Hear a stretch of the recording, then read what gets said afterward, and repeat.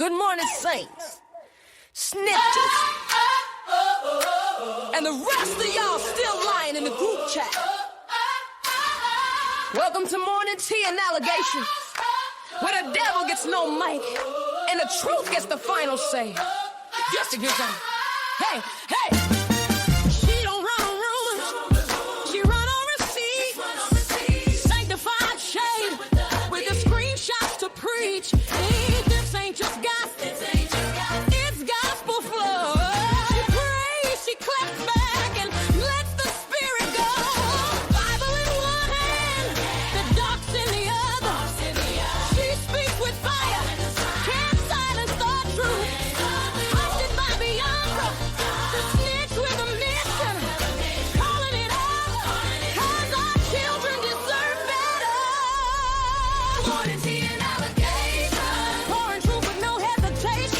Accountability in rotation. This is gospel education. Transparency is our foundation. Integrity leads the conversation. No rumor, no speculation.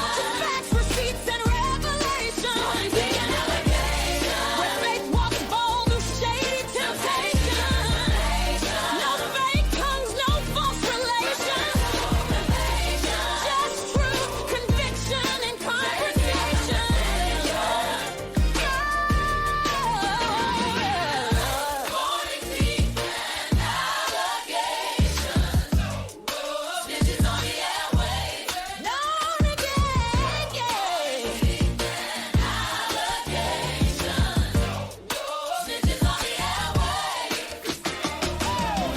Morning tea and allegations. Snitches on the airwaves.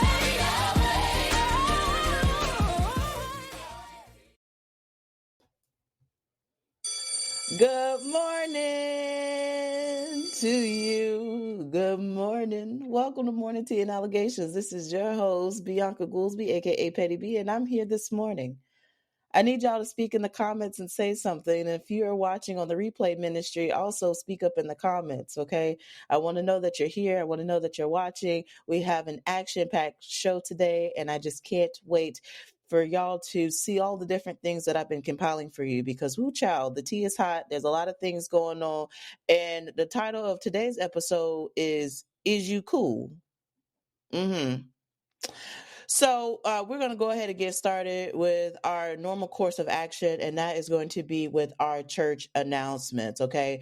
So let's go ahead and get those queued up. So the Sunshine Education Coalition, they are kicking off their series, the Parent Code Workshop. The next session is on August the 27th at 6:30 p.m. Eastern Standard Time. The topic of this session is Discipline Policies 101. This is an opportunity to learn about school discipline, your rights, and how to support your child throughout the process. I am going to go ahead and put the link in the chat so that you can go visit their website so that you can go register for these workshops and get involved, be intentional because our children deserve better. Amen. Amen. Okay. So check the cell phone. I have been doing a lot of work with revitalizing Check the Cell Phone, adding more resources. And on the last show, I had shared that I was going to be going on an adventure pretending to be a 13-year-old using Roblox.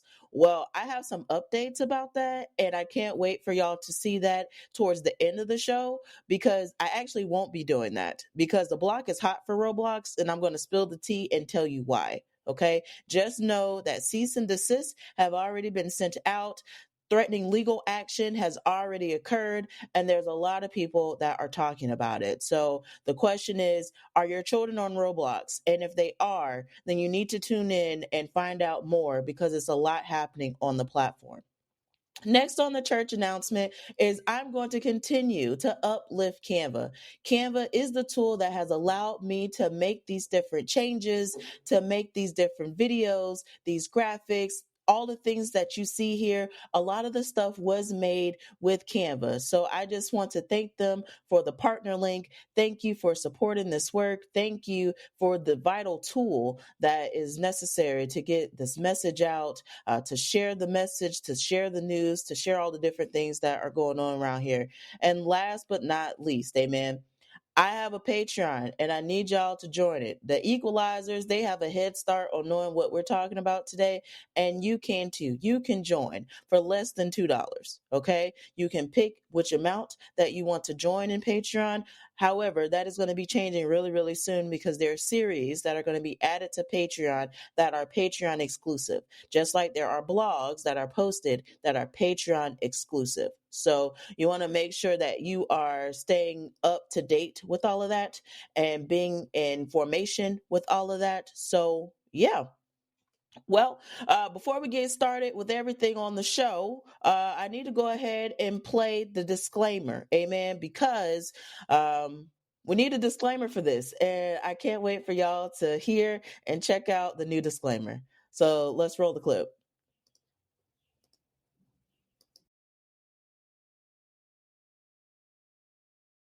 Thank you, church members, as we have additional announcements and disclaimers that require your full attention. I am a certified snitch and whistleblower that reports on what is happening in our community. Like I always say, people lie, receipts don't. With that stated, the content used in this programming is protected under fair use. In addition, the views and opinions on this programming belong to me. I hold myself accountable and prioritize accuracy and truthfulness in my communications. So unless you have receipts, don't start with me. God is still working on me. I love the block button to protect my peace, and I desire to snitch on everybody, including me. Thank you for your attention and govern yourselves accordingly. Amen. But God said post and let the record stand. Amen. Amen. Amen. And the soundtrack that you're hearing is coming from a new album that I've been working on, Holy Ghost Clapbacks Volume 1. And the song is titled Amazing Snitch. Yes, indeed. It's going to be lit. I'm telling you, the things that I've been creating have been bringing me so much joy. And as you can see in the background, okay, I'm in my bear cave. I'm in my bear snuggie. I got my honey that has my name on it and also my home, okay, the home of the snitch. And I'm using this word intentionally because we need to redefine what snitching is, and we need to protect our whistleblowers and our snitches out here and holding people accountable because enough is enough. So, with that being said, let's get started with what is on our docket today. So I've been getting messages, right? Messages have been coming through about, hey, Bianca, I've seen the last episode of Morning Tea and Allegations, and I just have some questions about some of the people that you've mentioned and the people that you've talked about. And I want to know what exactly where they're at. So I'm actually working on a series of where they're at now. There are some key people that I've been highlighting, that I've been talking about, and I can't wait to do a deep dive to talk about that. But there are some things that are happening in our country that is just wild, wild. And I'm going to use my opportunity, a privilege to use my voice on the matter and to really talk about the things that I'm passionate about. And hopefully you are passionate about it too, because ultimately our children deserve better. Okay. So fumbled. The state of Florida, $2.2 billion in Medicaid funding for our schools. So I published an article about how the state of Florida intentionally failed to update their reimbursement procedures. Again, I'm saying that they have intentionally failed to update reimbursement procedures. And for over a decade, the Florida Agency for Healthcare Administration has not followed federal guidelines. Oh, hell no. So when we're talking about mental health counseling, when we're talking about support for our children, and we're talking about children that may have physical or developmental disabilities. In the chat, I'm going to post a reference article so that you can see it. The first article that I am posting is from the Tampa Bay Times. And then also I did a write-up about it as well. And that is on my website. And that's a Patreon exclusive. So for those of you that are in Patreon, already had first access to see the receipts and knowing who is exactly responsible and some of the commentary as it relates to this.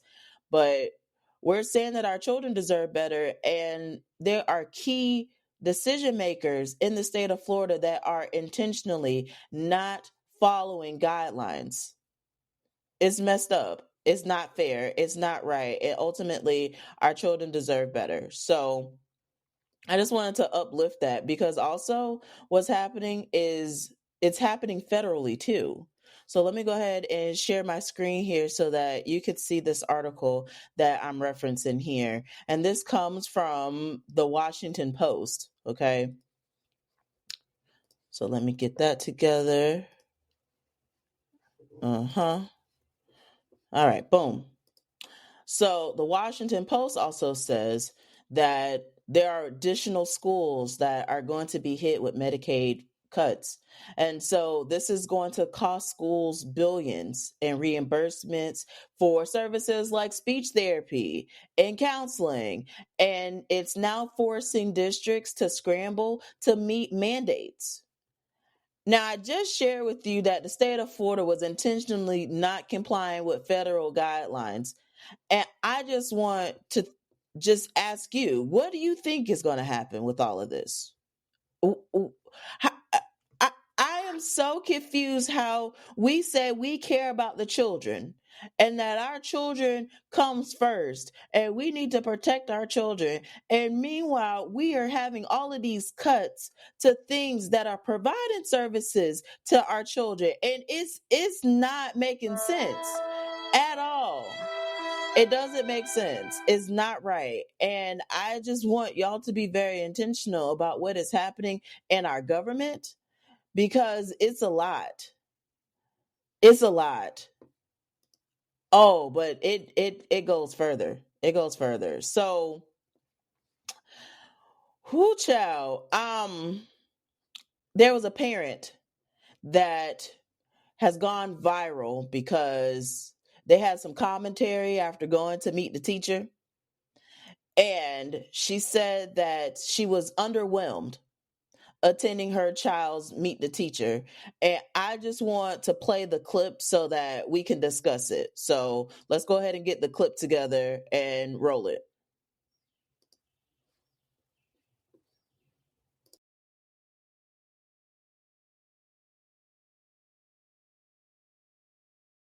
This is your sign that if you are just home from your kids' meet the teacher and you are underwhelmed and not excited like you were a few days ago, then you are not well. All I wanted was like a fun rug, a cool rug on the ground for him. Nothing. I'm just praying that by Tuesday there's a little bit more fun in the room, because right now it just looks like a room with a few Legos and, empty bins and a board with nothing written on it. Like, it couldn't even say, like, welcome to meet the teacher with, like, her name on it. I don't... I mean, he didn't really notice any different, and he said he's excited still. But it's boring. Like, you couldn't put the name on the board or anything. This is your sign.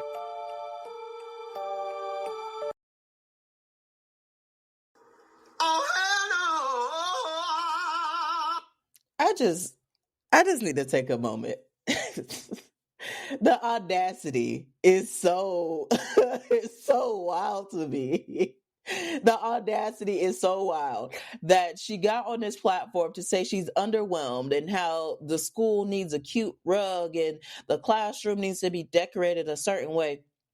And is going to the same app where parents were just saying how school supplies are too expensive and that's why they're not buying school supplies. This is the same platform, okay, where when COVID was happening and things were shifting in the classroom, They said, teachers, if you don't like it, quit. Y'all remember that? I remember that. I remember that. I feel like the gaslighting and the moving the goalpost is something that really needs to be examined, because I don't understand how folks feel that educators should have their room completely decked out when in most cases they are paying for the supplies. Okay? The comment says, then you should have brought something to support the teacher because they're paying for this out of their own pockets. I'm glad that you said that, because I'm telling you, nothing beats a Jet holiday. the woman who posted it ended up deleting the video and going private because she went viral in a way that I don't think she was expecting, because there were a lot of people that were asking the same thing. Well, what did you do to provide that educator in that school? What did you do to help that teacher? And these are questions that we have. The audacity is so high where these folks are literally gaslighting teachers to say, oh, I'm not buying school supplies, but also you need a rug and you need some custom decor. And I'm just... to the comment, it says teachers are selling plasma to fill their rooms. Like, this is a reality, folks. You have teachers that are on payday loans and they are stuck in the loop every single pay cycle just to make ends meet. You have educators that are literally taking additional jobs and doing gig work in order to make ends meet. And the audacity. There needs to be more people that are talking about this and uplifting our educators, because it is not enough. I bring all this up because the Florida Education Association just posted a press release on the staff shortage and how there are thousands of students that are returning to school with no permanent educators.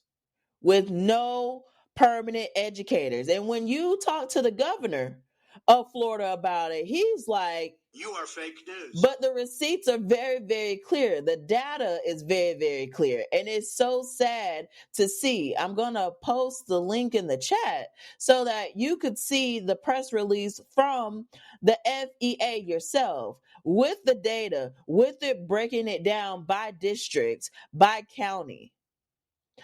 Because if you want to decorate with fancy rugs, you could do it at home. In fact, did you know that Florida homeschooling continues to rise? And I just want you to guess which district has the highest number of homeschooling students in Florida.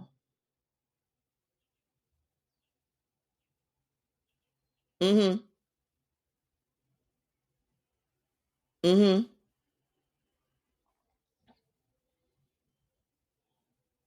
Mm-hmm. So the district that has the highest number of homeschool students in Florida is Hillsboro County. And the second to that is Duval County. Now, that's a problem because when we're talking about allocation of funds and how much our schools are receiving, that number definitely impacts what is happening at our public schools. But that's for a whole nother conversation at a different time. But I just want parents to understand that the audacity is very, very high for you to come on this app after all the things that have happened with education and the things that continue to happen with education, and to say that you're underwhelmed because you would want some more decor and rugs and all of that. And the question is, what are you doing? What are you doing? Because our children deserve better. Okay, so next on the docket here, we have the third day It's the third day of school, is Wednesday, the 13th. And it's the third day on this cell phone school ban. So I'm just wondering how we're doing. I'm wondering if the kids are complying. Are they still walking around with their headphones and their cell phones and the different gadgets that they have? ABC Action News interviewed parents and students on their thoughts, and I just want us to watch this video together. So let me go ahead and share my screen and get that queued up so that we can watch that together. A new school year does come with a new cell phone policy. Parents, if you have kids in grades kindergarten through 8th grade, this will impact your student. ABC Action News reporter Annette Gutierrez listening to what parents and kids think about the change. It's basically a bell-to-bell ban for elementary and middle school students. The change is that there are no cell phones allowed in the classroom during school hours. And now parents and kids are sounding off. Students, when you hear this bell, that means it's time to put the phone away. So the time that they walk onto school grounds, cell phones have to be put away, elementary and middle. That's kind of the big change. They have to be out of sight all the time. School district leaders trying to get the word out of a new law passed this year to enhance learning in the classrooms. In our classrooms, the real magic happens when we disconnect from distractions. The law prohibits the use of cell phones and wireless devices for students in kindergarten through 8th grade.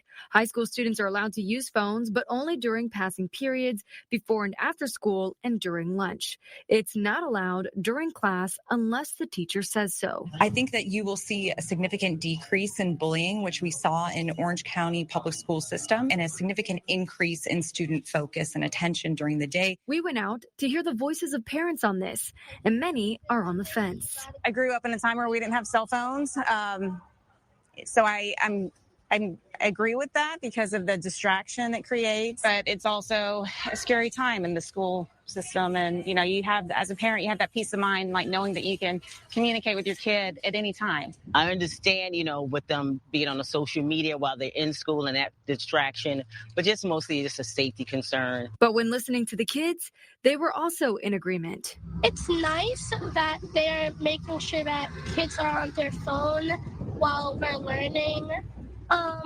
But it's also, you also need phones to connect with your parents if you're in trouble or lost. This restriction generally applies to teachers as well, except for emergencies and when not actively supervising students.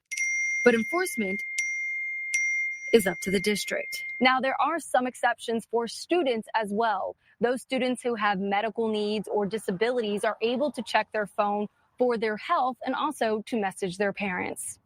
But for now, reporting in Tampa, Annette Gutierrez, ABC Action News.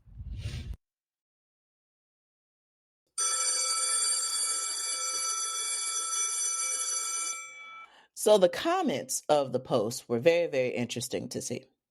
And so I'm going to post the link so that you're able to see it yourself. But I just want to highlight some of the comments that were made on the post. And I want to know from you, what do you think? Because again, we're on day 3 of this. And I can tell you just from my own social media research, there are students that are blogging at their school.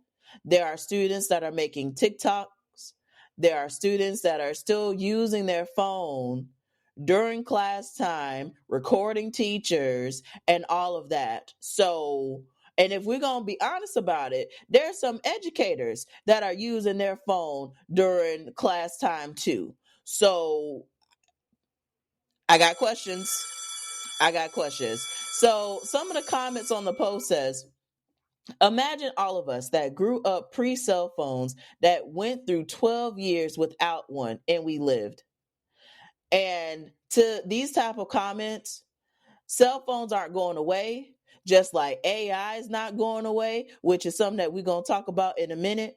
But we're here now. We cannot go backwards with these phones. And there are some people that literally cannot go 30 minutes without touching their phone or even thinking if they have their phone in their pocket that it vibrated because they are used to their phone going off and wanting to check to see what's happening. Okay. one of the other comments in here was pretty intriguing. It says, considering we have an increased number of high school graduates who cannot read or write. Let me read that sentence one more time just to make sure that people in the back, I hope ushers that they are on their jobs, because I told them at the top of the show to take their position. Okay, so this is what the comment says. It says, considering we have had an increasing number of high school graduates who cannot read or write, cell phones should be banned completely. Schools are equipped with a phone, a nurse, and a resource officer. We didn't need cell phones in the classroom in the past, and we don't need them now. Oh my God. Now, to this commenter, I just want to say thank you for highlighting the literacy crisis that we have going on. But I also just want to ask a question. Where are the school nurses? Because I'm getting messages that there are certain schools that don't have nurses, and there are certain schools that do not have resource officers. And so I'm just trying to figure out where that support is. And also, with that being said, with the different cuts that are happening, how are we supposed to be funding this anyway?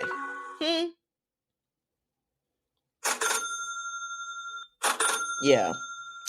So I'm going to post a link in the chat so that you can go see it yourself and read the comments and read what's being said, because it is a very interesting conversation. Because again, I have a lot of questions as it relates to these people that we're supposed to be having in our schools. And I'm just trying to find where they at. You had Ron DeSantis say that we were going to have our EMTs and our firefighters and those different folks come into the school, military personnel come into the school. And where are they? Yeah.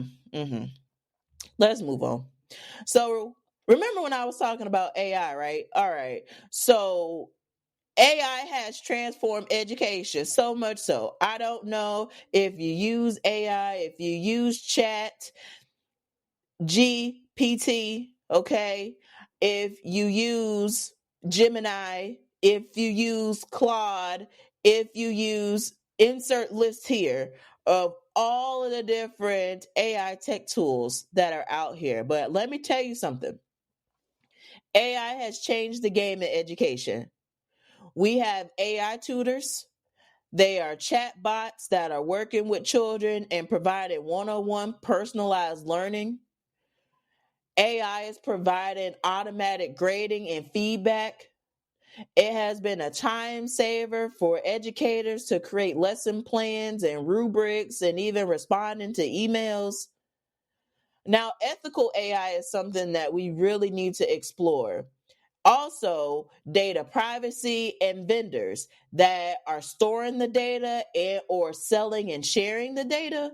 There are so many questions with the fast-paced change that is happening with AI.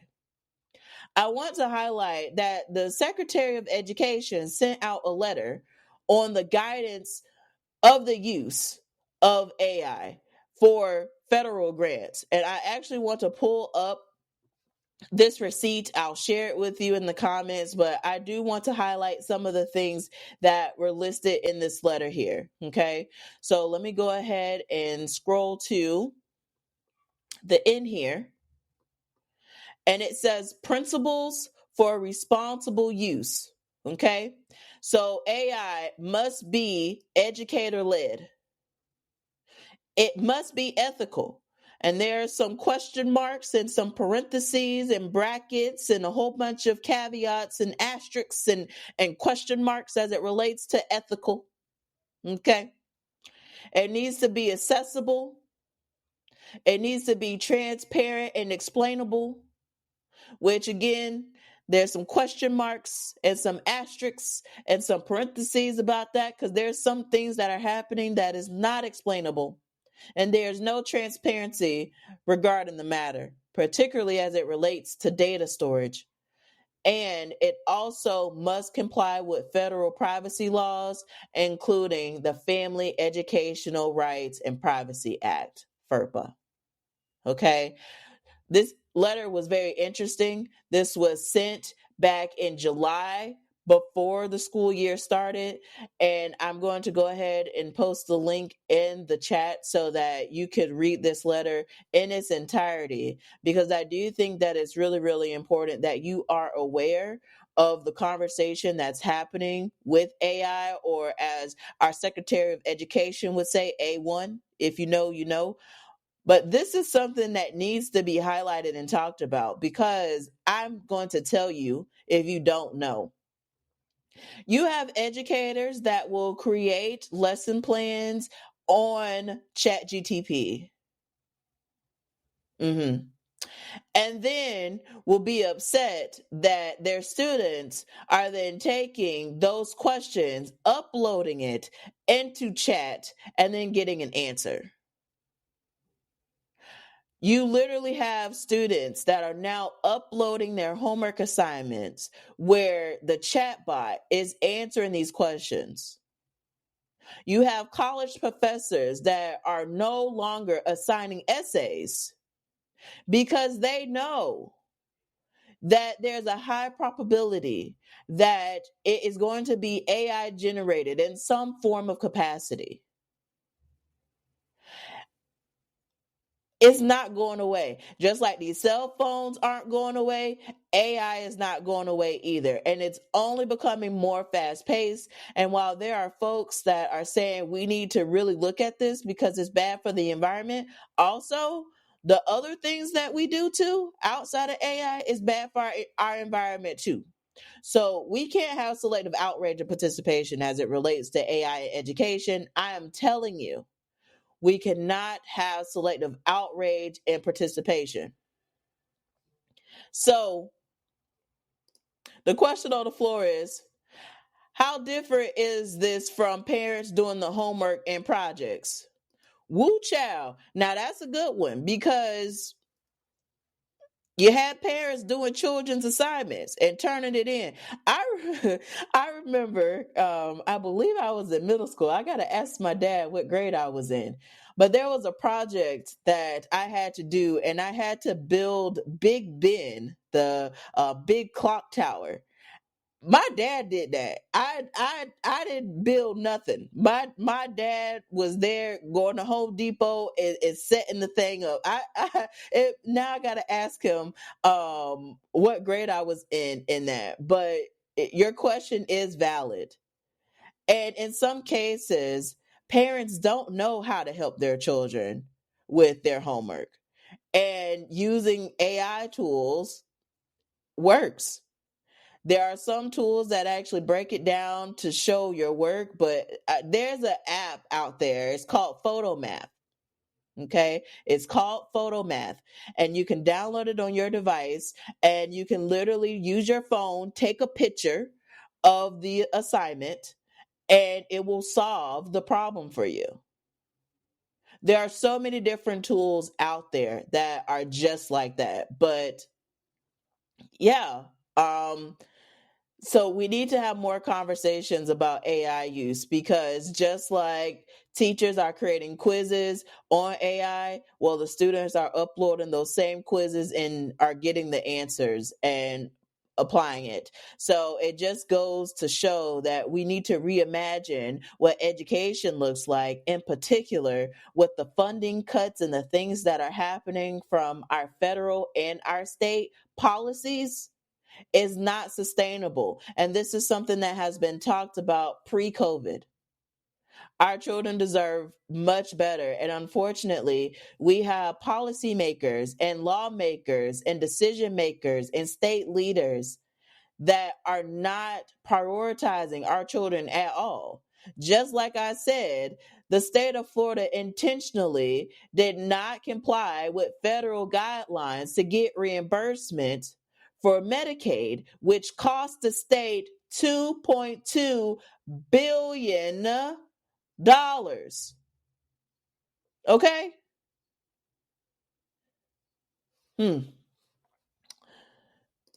The question says, could have used that during calculus, which I haven't used since high school. Well, listen. Listen, that needs to be a whole series of coursework and formulas and things that have been learned in school that do not apply once you exit those doors, because that is wild. And at one point back in the day, they were like calculators. That was like a big no-no. Like you couldn't use a calculator in order to solve these equations. You had to do it by hand. Otherwise, you couldn't use a calculator. And now look, you got students that are taking pictures of it and getting the answers. So congratulations. Here we are with technology. We can't stop it. It's going to continue to move forward. So we just are going to have to adapt and pivot accordingly. Okay? We're going to adapt and pivot accordingly. Speaking of, we have schools that are shifting completely to AI. And there's a video that I want to share with you so that we could watch together. And there are schools that are replacing teachers with AI. And that's the headline. Like, that is the actual headline. So I'm going to share my screen with you, and we're going to watch this video together so that we could talk about it. A school in Texas is turning heads with its bold approach to education. At Alpha School, students spend 2 hours a day learning with AI teachers.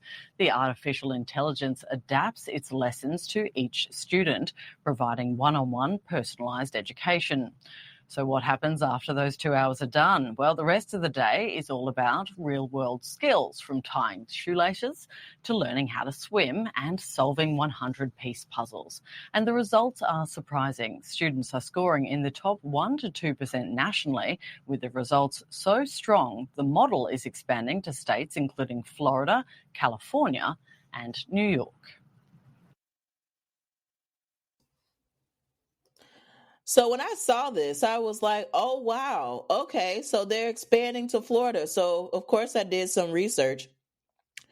So Alpha School is already in Miami. They are coming soon to Palm Beach. And guess where else they are coming? In the winter of this year.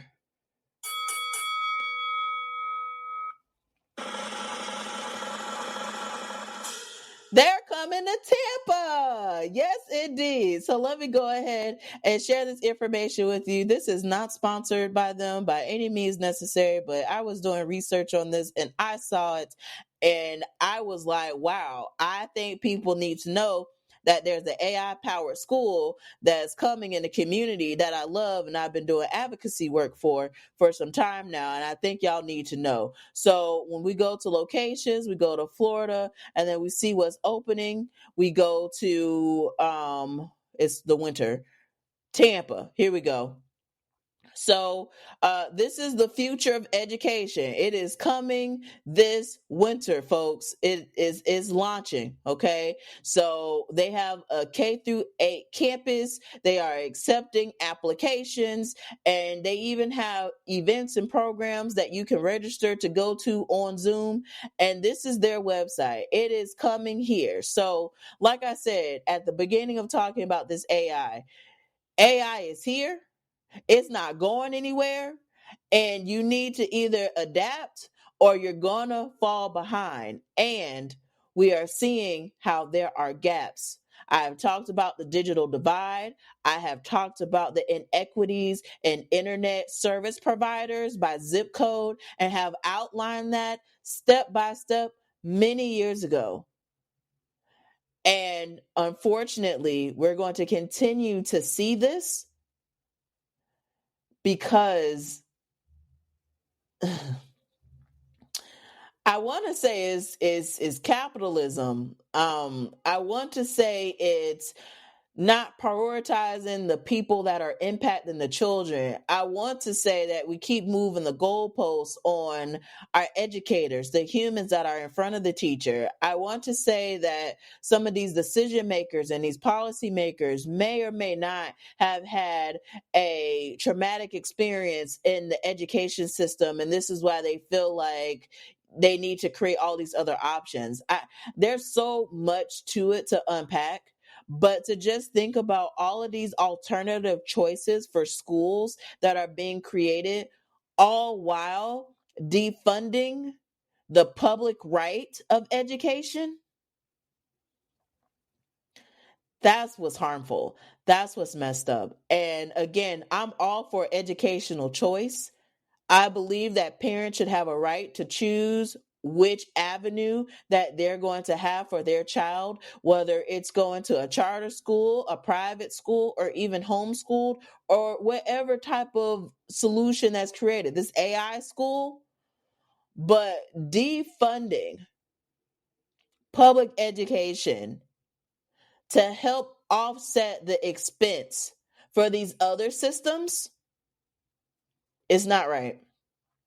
And having all of the legislative red tape and blue tape around public schools that make it harder to navigate than other systems is not right either.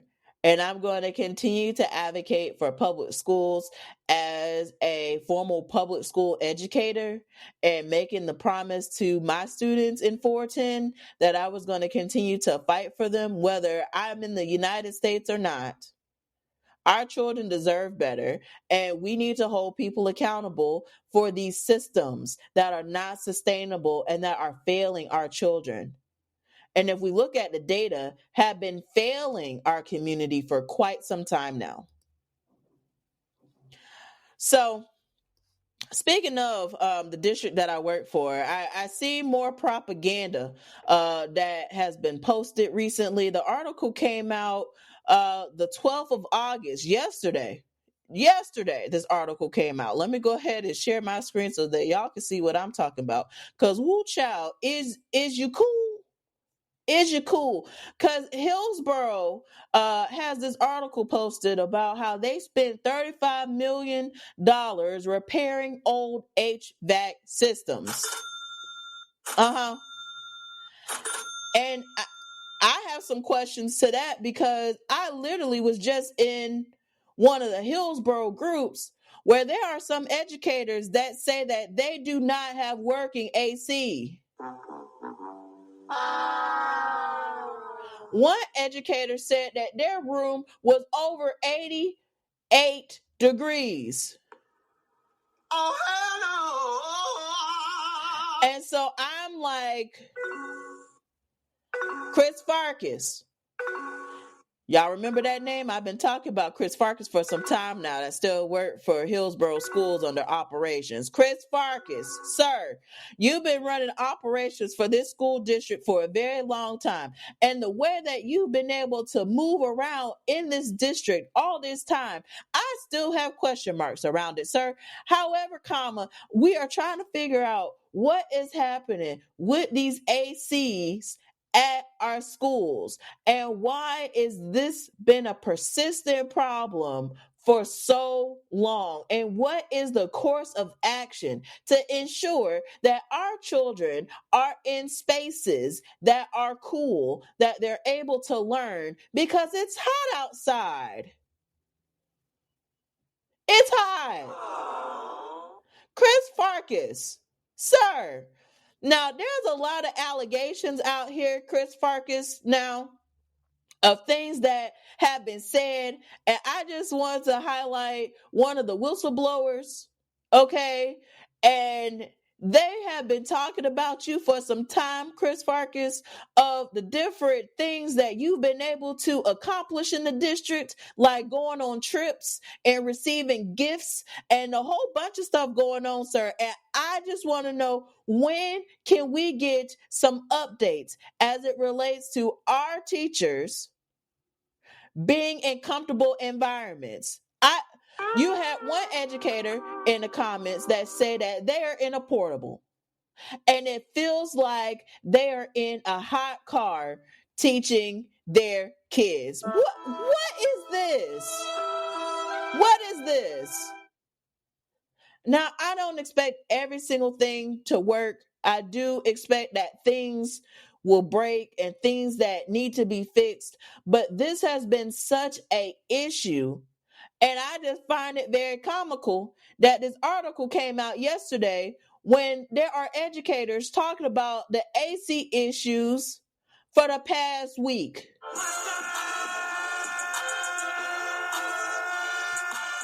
So, for those educators that are in these conditions, I'm going to tell you that being quiet about it and keeping it within your school house is not going to help. You need to send emails so that they're public record. You need to continue to send those work requests and continue to hold the district accountable and asking for status updates.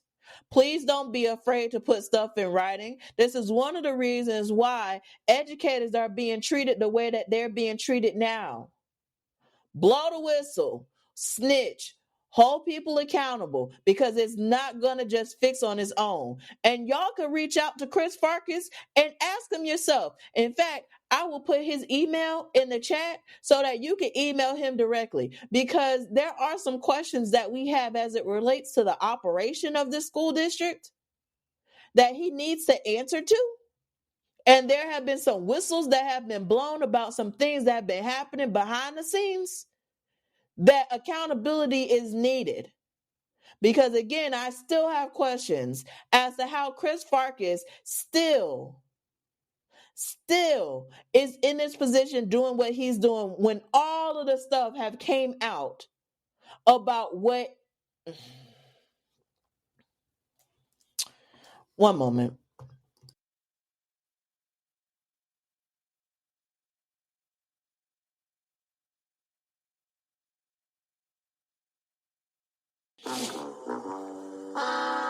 I just had to take a moment to just breathe and drink my tea because I get really fired up about this, because I remember being in a hot classroom and taking pictures of my AC unit and then being gaslit to say that the reason why my room was so hot was because I was in a computer lab type of classroom, as if that's supposed to be okay. And then witnessing people that I love on the school campus where they were hot too and they were uncomfortable, and you literally had kids just sweating because of how hot the school is. I have flashbacks of my experience working at Hillsboro County Public Schools with the AC not working. So I do take this very personally, particularly when there are people that I love that still work in this school district that are still dealing with the same issues today. So we got some questions for you, Chris Farkas, and I really hope that you're able to be accountable to them, because there have been people talking, and I just don't know what else to say about that. But yeah, sound off in the comments for the educators that are still dealing with AC issues. Let it be known in the comments. Let the people know. Tell them what school you go to and all of that. If you make it public, it's going to make it harder for you to be retaliated against. Because if something happens to you or something is said to you because you said something, you have a whole squad and team that's going to make sure that you are okay. Okay? There have been educators that have come to us being teaching for the culture, to blow the whistle and to snitch on things that are happening that they know that is not right, because they know our children deserve better and they know that they deserve better. And we have been able to protect those educators from retaliation because they're not doing it alone. They have people that are watching out for them and making sure that if you're going to be a whistleblower, that you are protected. And there are laws that protect whistleblowers, but outside of that, some of these principals that are so concerned about protecting your school's image than what's actually happening, I'm here to tell you that it's not going to work this year. It is not going to work this year. Stop it. Stop it.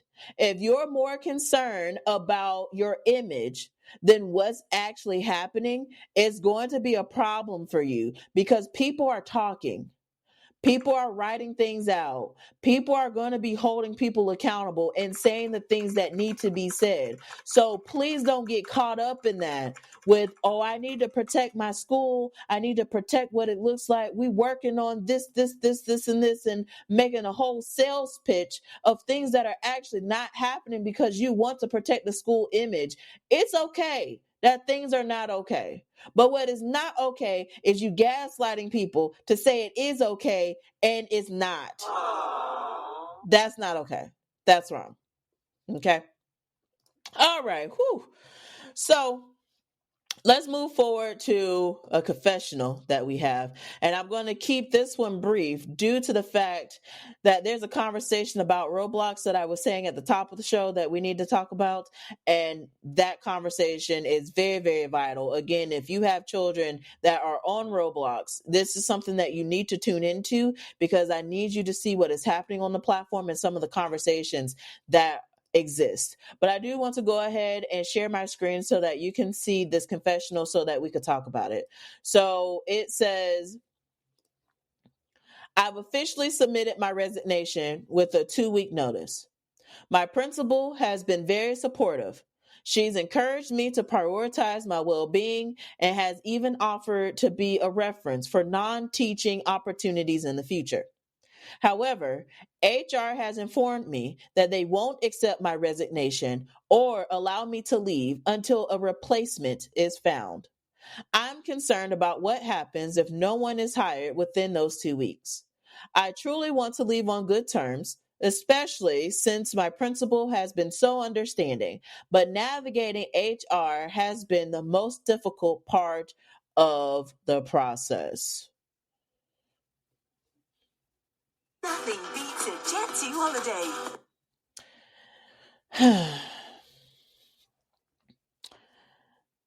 Educators,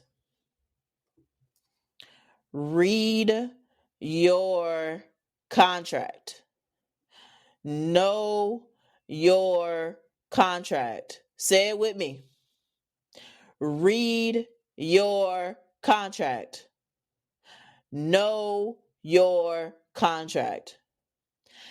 In the research and all of this, I don't know if you know, but there are some states that actually require 60-day notices. There are some states that could have your teacher license suspended.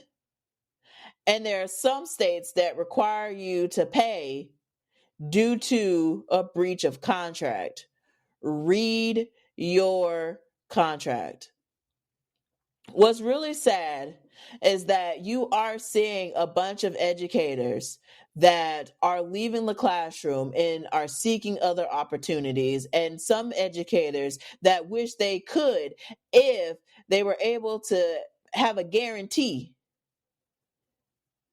But unfortunately, it is so difficult. And unfortunately, we are seeing that educators are not being empowered with the right information or knowing how to advocate for themselves because they don't know the contract. They don't know the terms and conditions. I am someone that is going to continually advocate for the terms and conditions, which is one of the reasons why I am not doing the Roblox challenge that I originally said that I was going to do, because the way that I was going to do it was going to be in violation of their terms of service because the policies have changed, which we'll get to in a moment. But as it relates to your teacher's contract, it is important to read your teacher's contract and to know how to advocate for yourself, okay?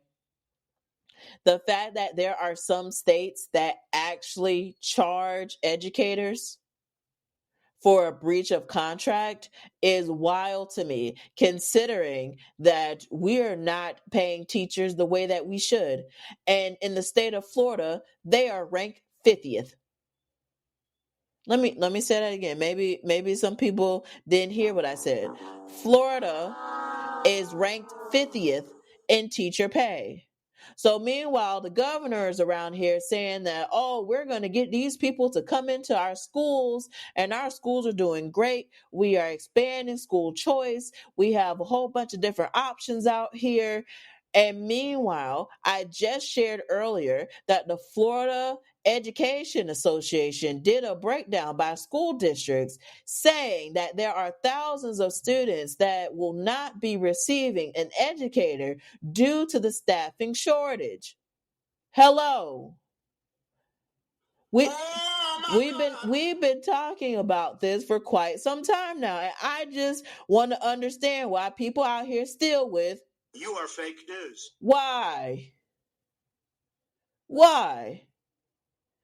So I saw this confessional of this educator that is really trying to make this shift and is now having to explore their teacher contract and exploring the terms and conditions of their employment to make the decision that is going to work best for them. And I am sharing this to uplift this with y'all. With the folks that are watching live, I thank you. And the folks that are on the replay ministry, I thank you. Because it's very, very important that folks have these conversations and know that different states are doing different things as it relates to our educators. And a lot of it is not equitable. A lot of it is not sustainable. A lot of it does not put the priority on our children and really just, again, wants to continue to funnel this unsustainable system that we have here. And it's not right. So if you would like to submit a confessional, you can do that on the website with Teaching for the Culture. And I will post the link in the chat so that you can have access to that. Or you can email us directly at receipts@teachingfortheculture.com. That's receipts@teachingfortheculture.com. And we would love to amplify and share your story, because it's a lot that's going on and we want to add voice to the things that are happening because it's vital. Your voice matters and we want to uplift it. So now we're shifting to Roblox. Okay. So the first episode of Morning Tea and Allegations, I was ready. I was fired up. I was like, all right, I'm going to get in here. I'm going to pretend to be 13 years old. I'm going to document the process and I'm going to show y'all the different stuff that's going on. Okay. Well, recently Roblox have changed their terms of service. In fact, Roblox is actually sending cease and desist to different content creators that have been on the platform highlighting bad actors that are on their platform. And it seems as though, going back to protecting the image versus what's actually happening, that is happening over at Roblox. And so if you have children that are on Roblox, you need to watch this video with me. I'm going to do a reaction to this video because it's really, really important that you see what is happening from the actual content creator that this is happening to. But also, there's some subsequent conversations that we need to have as to what is happening after this video was posted, which this video was posted 3 days ago. Okay. It has 1.7 million views. Okay. This video has gone viral. A lot of people are talking about it. It is in the news. And if you haven't seen it, well, welcome. Grab a seat, get relaxed. I'm going to be on mute, drinking my tea, and we're going to watch this together because it is really important that you know what is happening on the platform and what people are experiencing. So let's go ahead and roll the clip. This video is actually a call for help, and I need everybody to share this video. The Roblox Corporation has sent a cease and desist letter to me, a 22-year-old, versus a multi-billion-dollar company, threats of litigation, because I can. catch predators on their platform. Within the last year, me and my team have gotten 6 predators arrested within the Roblox community. Almost all of them have admitted to doing this before to other Roblox users. Every account that I've owned on Roblox since I was 8 years old has been terminated. Accounts that we were actively talking to predators on have now been banned off of Roblox. What Roblox did could potentially stop some predators from facing real-life consequences. Not to mention that Roblox has made a very firm stance that I can no longer access the Roblox platform anymore, which I want to make clear at the start of this video. I will not be accessing Roblox in any capacity at this point further unless Roblox says otherwise. This is pretty heartbreaking to me because I've been playing Roblox since I was a little kid. I've loved this platform. I still do. I met my current girlfriend who I've been dating for 3 years. I live with her. We first met all the way back in 2016 through Roblox. I love so much about this site, and that's why I'm so critical of it, because I want to see it do better. The stuff that they've sent me in the cease and desist letter is actually laughably hilarious. Roblox is actively claiming that I am hurting their players. Here's an email. I didn't ever plan on showcasing this in a video, but this is from a kid who is thanking me for getting someone he was groomed by arrested in real life. He said he recognized him from my video, and here's some cool fan art he made of me. Roblox is claiming that I'm engaging in simulated child endangerment conversations.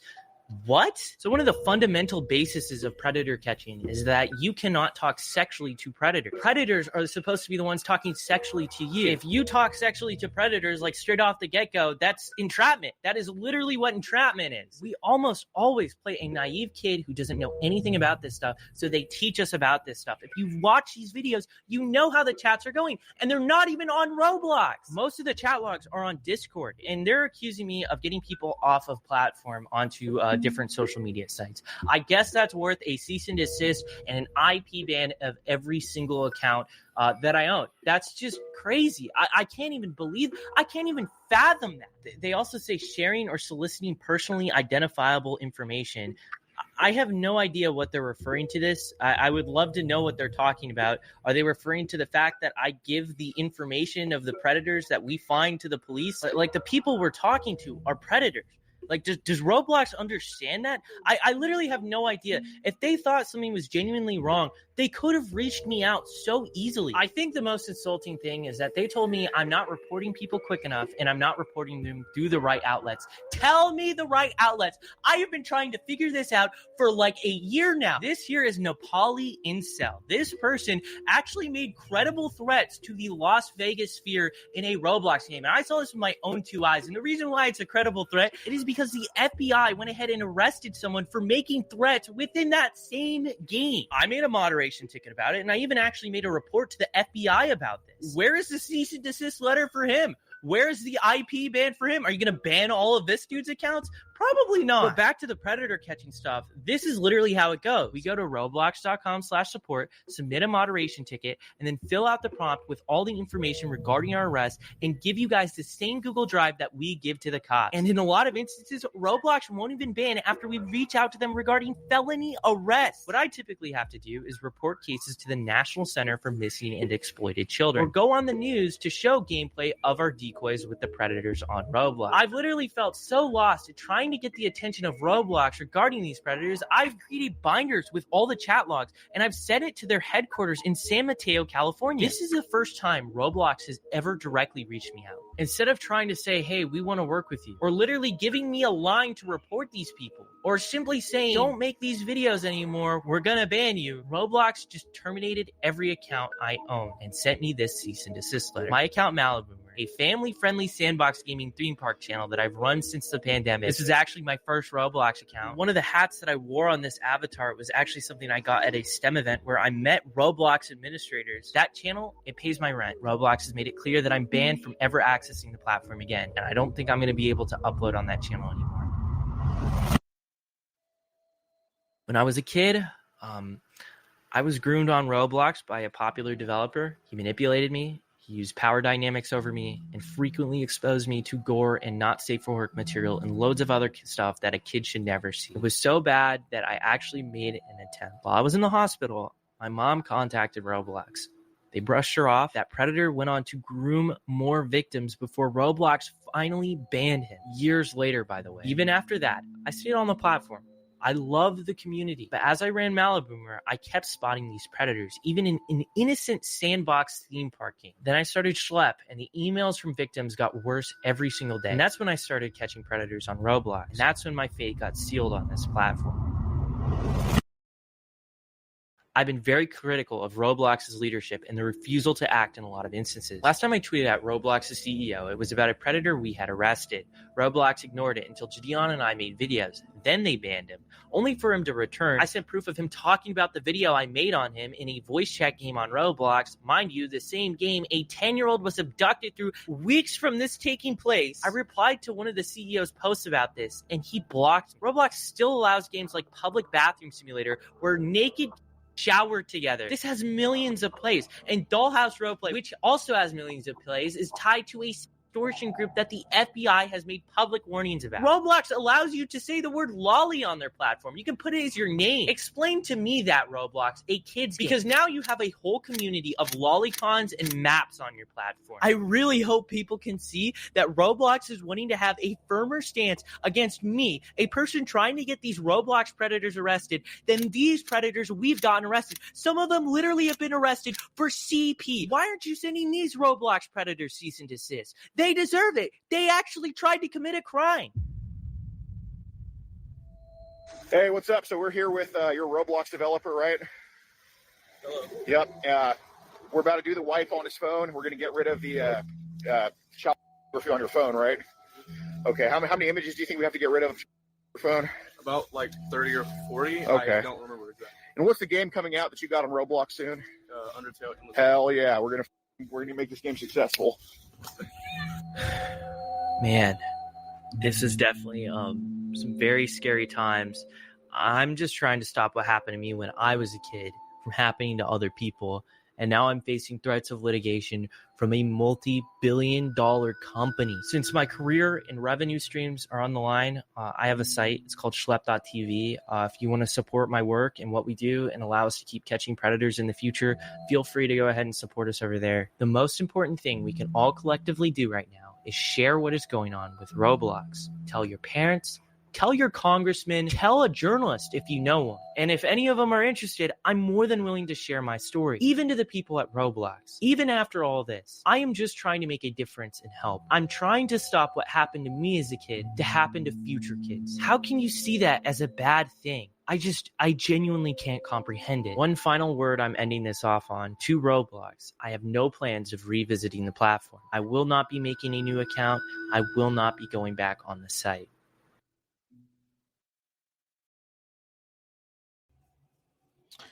That was a lot. And it's a lot that's happening. And there are a lot of conversations that are now happening since the release of this video. Again, this was published 3 days ago, and it has 1.7 million views, and people are talking about it. Roblox has since responded to say that he violated the terms of service because he acted as a vigilante, which they have now added parameters in their terms of service where they are now uplifting that they work directly with the police to protect children. And it sounds good in theory. However, there are children that are harmed every single day on the platform and other platforms such as Roblox. So I am uplifting his story so that you can be aware of the things that are happening and for you to be very intentional with your child's cell phone, the type of apps and games that they play on, who they are connected to, because it is very important. Our children deserve better. They matter. And that is what I'm going to end you with today. Please be intentional with our educators and our education system. And most importantly, let's protect our children out here because enough is enough. There's a lot that's going on in our world, but ultimately our children come first. So with that, I hope that you have enjoyed this episode of Morning Tea and Allegation. Is you cool? In some cases, no. Because this is not okay. This is not right. And we need to hold people accountable for the things that they do. So with that being said, be blessed. Have an amazing day. And until next time, peace.